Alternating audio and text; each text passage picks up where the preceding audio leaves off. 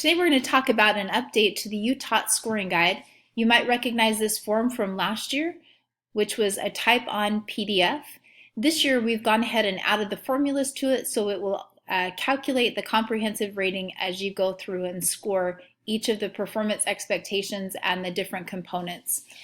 So to start out, you'll just come right up here, and for each of the performance expectations, you'll go ahead and click on the rating that you've got evidence for, and you'll come down and do that for each of those.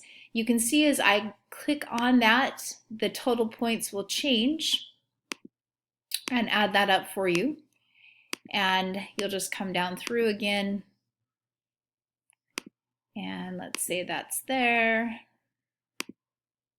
Just make sure that if you change one that you go ahead, click off of it, and then click on the next.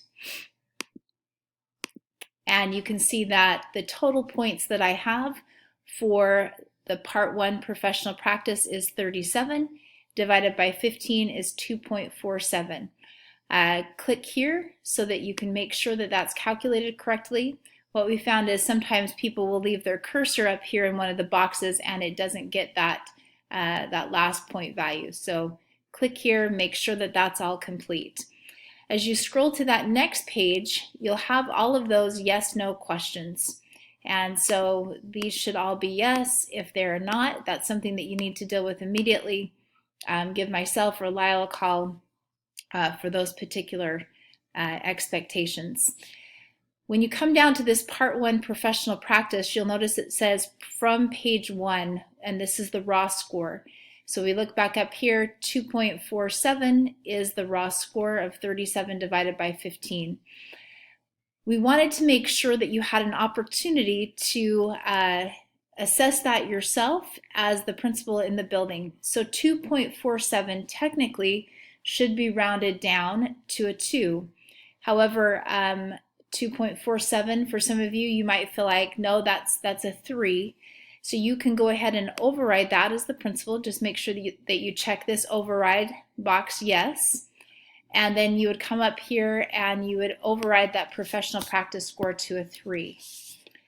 Go ahead and rate the student growth